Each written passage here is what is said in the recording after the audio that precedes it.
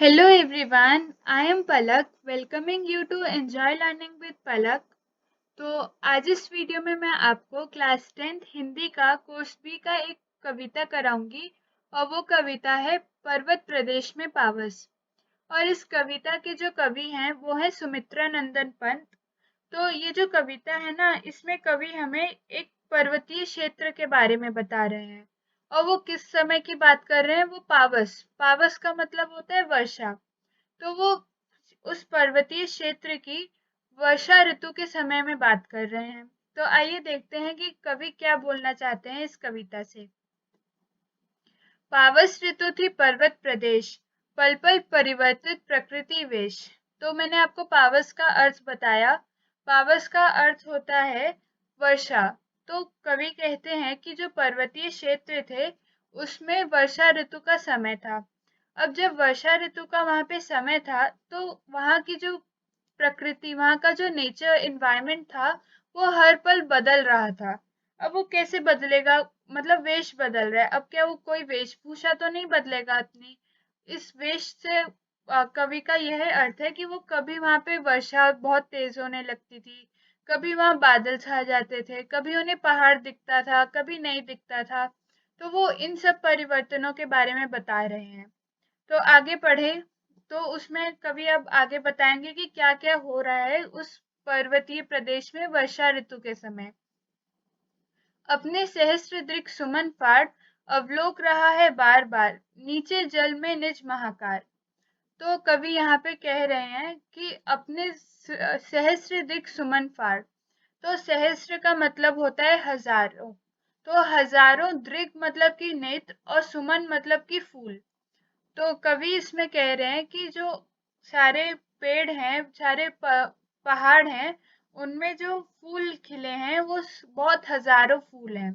तो वो फूल उस पहाड़ के नेत्रों जैसा है। अब वो नेत्रों जैसे कैसे हैं कि जो पहाड़ है ना वो नीचे जल में निज महाकार। तो जो पहाड़ है वो नीचे जल में अपने महान, अपने विशाल काया को उन्हीं फूलों के माध्यम से देख रहा है। देखिए, अवलोक रहा है बार बार, मतलब कि उस नीचे जल में वो अपनी विशाल काया को अपने उन हजारों फूलों के माध्यम से देख रहा है। जिसके चरणों में पला ताल, दर्पण सा फैला है विशाल। तो अब ये पहाड़ के नीचे जो तालाब होता है उसके बारे में कवि बता रहे हैं। वो कह रहे हैं कि जो तालाब है वो पहाड़ों के नीचे पला है, मतलब कि जो तालाब होता है वो ऊपर झरने आते हैं तो वो नीचे तालाब बन जाते हैं। तो वो जो तालाब है वो नीचे पहाड़ के रहता है। तो दर्पण सा फैला है विशाल। तो यहाँ पे कवि ने जो तालाब की तुलना है वो दर्पण से की है। दर्पण मतलब शीशा, और शीशा भी विशाल शीशे के बारे में कहा है कवि ने। कवि ने तालाब की तुलना दर्पण से इसीलिए की है कि जैसे ऊपर आपने देखा कि वो अपने अपनी महान काया को पहाड़ नीचे जल में देख रहा है और नीचे क्या है, तालाब है। तो वो तालाब उस पहाड़ के लिए दर्पण सा प्रतीत हो रहा है। गिरी का गौरव गाकर झरझर, मद में नस नस उत्तेजित कर, मोतियों की लड़ियों से सुंदर झरते हैं झाग भरे निर्झर। तो निर्झर का अर्थ होता है झरने। तो जो कवि कह रहे हैं इस पैराग्राफ में, कवि झरनों के बारे में बता रहे हैं कि गिरी का गौरव गाकर झरझर। तो आपने कभी झरनों की आवाज सुनी होगी कि वो झरझर की वाणी, झरझर की आवाज आती है झरनों से जब वो नीचे गिर रहे होते हैं। तो कवि कह रहे हैं कि जो ये झरझर की आवाज है वो इस वजह से आ रही है क्योंकि वो जो झरने हैं वो गिरी का गौरव गा रहे हैं, मतलब कि वो पहाड़ के जो होता है ना उनके इम्पोर्टेंस बता रहे हैं कि पहाड़ इतना महान है, पहाड़ की महानता को बता रहे हैं वो। मद में नस नस उत्तेजित कर, कि जो सभी वहां के प्राणी हैं, जो भी लोग वहां पे रह रहे हैं, उन सभी के नसों में वो उत्साह भर रहे हैं इस अपनी झरझर की आवाज से। मोतियों की लड़ियों से सुंदर। तो जो झरने हैं वो कवि को वो मोतियों की लड़ियों के समान अच्छे सुंदर लग रहे हैं। आपने दिवाली के टाइम अपने लाइट्स, आप अपने घर पे बाहर लड़ियां लगाते होंगे तो आपने वो देखा है कि उसमें लाइट अलग अलग साई लगती है, वो कितनी अच्छी लगती है। तो कवि ने यहाँ पे झरनों की तुलना मोतियों की लड़ियों से की है। झरते हैं झाग भरे निर्झर। तो कवि कहते हैं कि जो सारे झरने हैं वो जब गिर रहे हैं तो वो नीचे झाग सा बन जा रहा है। जैसे देखिए, आपने कभी नोटिस भी किया होगा कि जब पहाड़ से झरना गिरता है तो नीचे पूरा झाग झाग सा बन जाता है। तो कवि ने उसी का वर्णन किया है कि नीचे जो झाग से पूरे भरे हुए हैं झरने। गिरिवर के उर से उठ उठकर उच्च आकांक्षाओं से तरुवर है, झांक रहे नीरव नभ पर, अनिमेष अटल कुछ चिंता पर। तो इस पैराग्राफ में कवि ने पेड़ों के बारे में बताया है, वो पेड़ जो उस पर्वत पे, उस पहाड़ पे उगे हैं। तो कवि उन पहाड़ों के पेड़ों के बारे में बताते हुए ये कहते हैं कि गिरिवर के उर से उठ उठकर कि जो पेड़ हैं वो ऐसा लग रहा है कि वो पहाड़ के हृदय से निकल रहे हैं। अब हृदय से थोड़ी ना पेड़ निकल सकते हैं। तो वो कवि का अर्थ इस वाक्य से ये है कि उनको ऐसा प्रतीत हो रहा है कि सारे पेड़ उनके अंदर से पहाड़ों के निकल रहे हैं, क्योंकि उनकी जो जड़ है वो अंदर से निकल रही है। तो उनको ऐसा प्रतीत हो रहा है कि सारे पहाड़ों के हृदय से निकल रहे हैं। उच्च आकांक्षाओं से तरुवर, तो जो सारे वृक्ष हैं उनकी जो आकांक्षाएं हैं, उनकी जो इच्छाएं हैं वो बहुत बड़ी हैं। अब वो बड़ी क्यों हैं वो मैं आपको आगे बताती हूँ। है झांक रहे नीरव नभ पर, कि जो सारे पेड़ हैं वो ऊपर आकाश में, शांत आकाश में, नीरव का अर्थ होता है शांत और नभ होता है आकाश। तो जो सारे ऊंची आकांक्षाओं वाले जो पेड़ हैं वो शांत आकाश की ओर देख रहे हैं, अनिमेष अटल कुछ चिंता पर। तो इससे कवि का यह अर्थ है, आपने अनिमेष से आपने मिलता जुलता शब्द कंतारा वामिरो वाले पाठ में भी पढ़ा होगा, निर्निमेष। निर्निमेष का अर्थ आपको पता है कि बिना पलक झपकाए, और अनिमेष का भी अर्थ वही होता है, बिना पलक झपकाए। अटल का मतलब होता है बिना हिले डुले, और चिंता पर मतलब कि कुछ चिंता के में है पेड़। अब मैं आपको इसका पूरा मीनिंग बताती हूँ कि पेड़ चिंता में क्यों है। तो देखिए, जो सारे पेड़ हैं वो आकाश की ओर देख रहे हैं। अब अगर हम आकाश की ओर देखते हैं तो मतलब हम थोड़ा सा अपनी आकांक्षाएं दिखाते हैं, कि वो पेड़ भी अपनी आकांक्षा दिखा रहे हैं कि उनके अंदर ये उनकी इच्छा है कि वो एक दिन उस आकाश को छू लेंगे। अब वो बिना हिले डुले और बिना पलक झपकाए देख रहे हैं, कि वो अपनी जगह से हिल तो सकते नहीं है, बस वो ऊंचा उठ सकते हैं।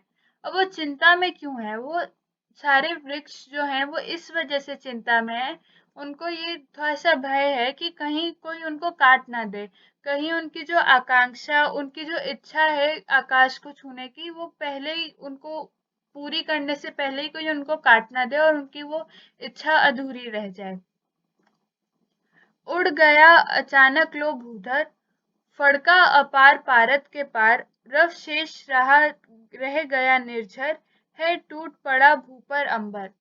तो इसमें कवि अब बोल रहे हैं कि जैसे जब हमने नोटिस किया होगा, आप में अगर कोई रहता है पर्वतीय प्रदेश में, पर्वतीय क्षेत्र में, या कभी आप गए हो, कि जब हम लोगों के एकदम आगे वर्षा ऋतु का मौसम होता है और पूरा बादल छा जाते हैं, तो आपने नोटिस किया होगा कि कुछ दिखाई नहीं देता, आपको लगेगा कि सामने अभी तो कोई पहाड़ था और ये पहाड़ गायब कहाँ हो गया।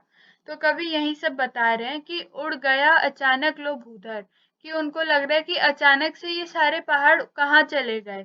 फड़का अपार पारत के पार, की जैसे ही जो अपने बादल है उन्होंने जब अपने पर खोले, तो ऐसा लग रहा है कि पूरा कुछ दिखाई नहीं दे रहा, सामने जो अचानक से जो सामने पर्वत था वो अचानक से गायब हो गया। रव शेष रह गए निर्झर, कि जो रव, आपने नीरव सुना, आपने पढ़ा था, नीरव मतलब शांत और रव मतलब कि शोर।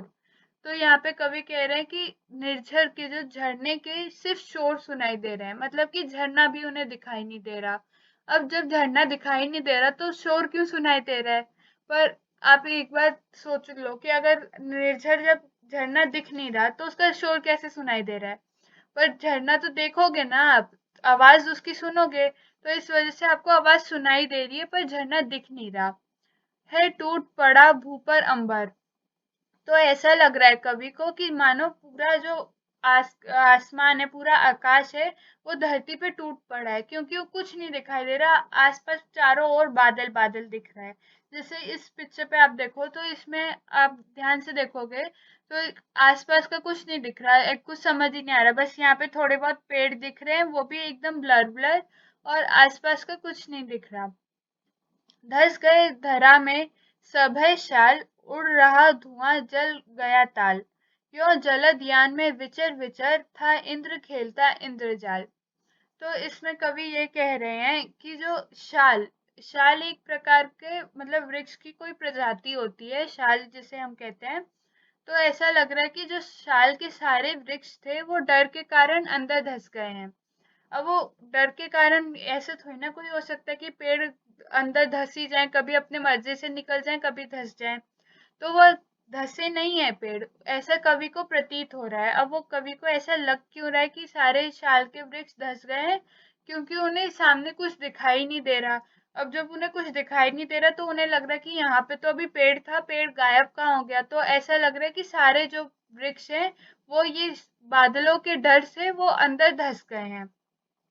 उड़ रहा धुआं जल गया ताल, ताल का मतलब होता है तालाब। तो ऐसा लग रहा है कि जो आसपास बादल है वो ऐसा लग रहा है कि वो धुएं के समान लग रहा है कि पूरा धुआं। अब धुआं कब उठता है? धुआं तभी होता है ना जब आप कुछ जला रहे हो। तो ऐसा कवि को लग रहा है कि नीचे जो तालाब था पहाड़ के वो जल रहा है, और जब वो जल रहा है तो आसपास पूरा धुआं हो गया है। तो यो जलदयान में विचर विचर। तो जो जलदयान मतलब कि जो अपने बादलों का एक तरीके का वाहन। तो ये कवि कह रहे हैं कि इंद्र, जैसे इंद्र को बारिश का देवता माना जाता है, तो हम लोग बोलते हैं ना अगर बारिश नहीं हो रही तो इंद्रदेव हमसे नाराज हो गए इसलिए वर्षा नहीं कर रहे हैं, या फिर बहुत ज्यादा बारिश होती है तो हम पे गुस्सा हो रहे हैं, इस वजह से इतनी सारे पानी इतनी सारा वर्षा कर रहे हैं कि पानी वर्षा रुक ही नहीं रही है। तो इसमें कवि कह रहे हैं कि अपने जलद यान मतलब कि अपने जो बादलों का जो यान है, वाहन है बादलों का, उसमें जो इंद्रदेव हैं वो बैठकर विचर विचर कर मतलब वो इधर उधर घूम रहे हैं। और क्या कर रहे हैं? घूम के इंद्रजाल खेल रहे हैं। इंद्रजाल मतलब जादू कर रहे हैं।